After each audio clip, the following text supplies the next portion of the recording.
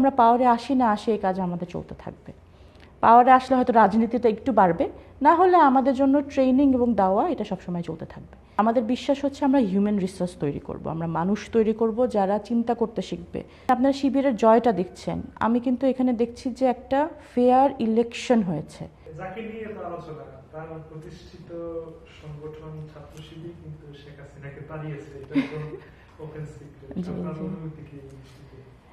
আলহামদুলিল্লাহ, এটা তো অনেক গর্বে, মানে এর ব্যাপারে এইটা খুশির, এবং আই উইশ আব্বু ওয়াজ there to C, that's all. মানে যখনই আমি ডাকসু সেদিনে যখন এই যা নারায় তাকবীর আল্লাহু আকবার ধ্বনিটা দেখছি, যখন ইয়াটা দেখছি, আমি আব্বুকে অনেক মিস করি আর কি। আমার মনে হয় আব্বু যদি দেখতে পারতো, জানতে পারতো, অনেক খুশি হতো।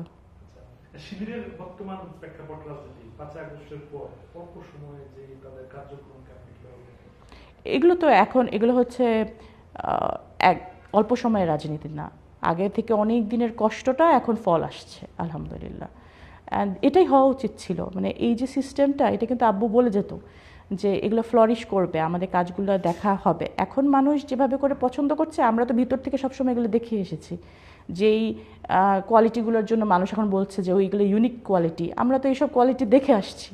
তা আমাদের ভালো লাগছে যে মানুষ এটা দেখতে পাচ্ছে, মানুষ এটা নিয়ে কথা বলতে পারছে আলহামদুলিল্লাহ। এমনি তথাকথিতভাবে মানে সমাজে যেটা হয় যে দখল দায়িত্ব বা নিজেকে একটু হেডম দেখানো, সামাজিক ভাবে আমরা শুনি আর কি, সেটা না করে শিবির পাঠ্যগত সংস্কৃতি বা পড়ালেখাকে প্রাধান্য দিয়ে রাজনীতি করা, এটা আসলে কেন করে? এটা যদি আপনি একদম মূলে আসেন, সেটা হচ্ছে যে শিবিরের বলেন, ছাত্রী সংস্থা বলেন, যদিও ইন্ডিভিজুয়াল, ইভেন জামাত বলেন, যদিও ইন্ডিভিজুয়াল, তাদের কিছু মূল ফ্রেমওয়ার্ক তার মধ্যে কিন্তু ফার্স্ট ফ্রেমওয়ার্ক হচ্ছে দাওয়া, সেকেন্ড হচ্ছে ট্রেনিং। তো দাওয়া এবং ট্রেনিংটা কিন্তু আমাদের মূল কাজ, এবং রাজনীতি আমাদের সবচেয়ে 10%ও না কাজের।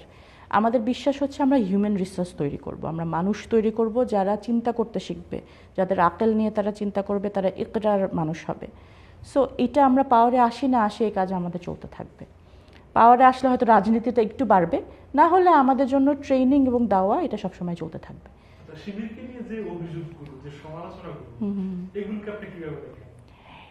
এটা কিন্তু মির্জা গালিব ভাই খুব সুন্দর করে এটার অ্যান্সার দিয়ে দিয়েছেন, যে অনেক এরকম কমপ্লেন আছে যেগুলা, মানে যদি আপনি দেখেন যে এই কমপ্লেনের পরে যখন এটা নিয়ে ইনভেস্টিগেশনে যখন তাদের সম্পৃক্ততা পাওয়া গেল না, এটা আর কোনো নিউজে আসে না।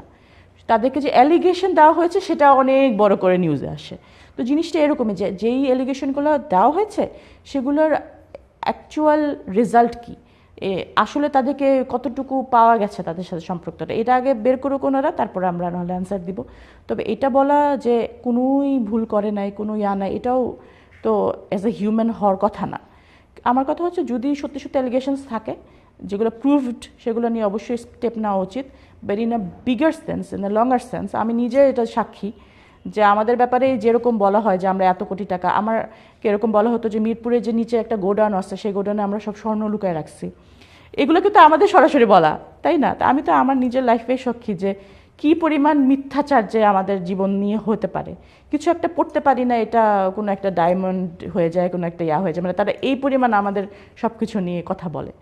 সো বেশিরভাগই মিথ্যাচার ছাড়া আর কিছুই না, বাট বাকিটা এখন মানুষ যাচাই করে নিবে ইনশাআল্লাহ। 1.5 বছর সময় পেল শিবিরের মধ্যে, মানে সবচাইতে যেগুলো ডমিনেট পাবলিক বিশ্ববিদ্যালয়গুলো আছে সেখানে নির্বাচিত হয়ে গেল, শিক্ষার্থীদের মন জয় যেই ভাষাতেই করা যায় সেটাই হলো।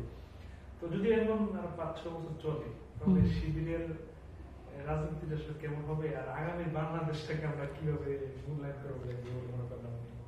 আমি তো আশা করছি যে এখানে এগেইন আমি সবসময় এটা বলি যে এটা পাওয়ার বা আমাদের জয়টা ম্যাটার করে না, ম্যাটার হচ্ছে যে দেখেন আপনারা শিবিরের জয়টা দেখছেন, আমি কিন্তু এখানে দেখছি যে একটা ফেয়ার ইলেকশন হয়েছে, একটা সেলিব্রেটরি জায়গা যেখানে সবাই যেতে পেরেছে, নিজের মতো ভোট দিতে পেরেছে। আমার কাছে জয়টা এইটার থ্রুতে যেই পাওয়ারে আসুক, আমার কাছে মনে হয় আগামী 5 বছর যদি as a political scientist, even ইসলামী আন্দোলনের কর্মী হিসেবেও যদি আমি বলি, আমার কাছে স্বপ্ন এটাই যে মানুষ ফ্রি অ্যান্ড ফেয়ারভাবে নিজের মতামত দিতে পারছে এবং নিজের ডিসিশন মেকিংটা কোনো রকম রাতের ভোট ছাড়া হতে পারছে, কোনো রকম ভয় ছাড়া হতে পারছে।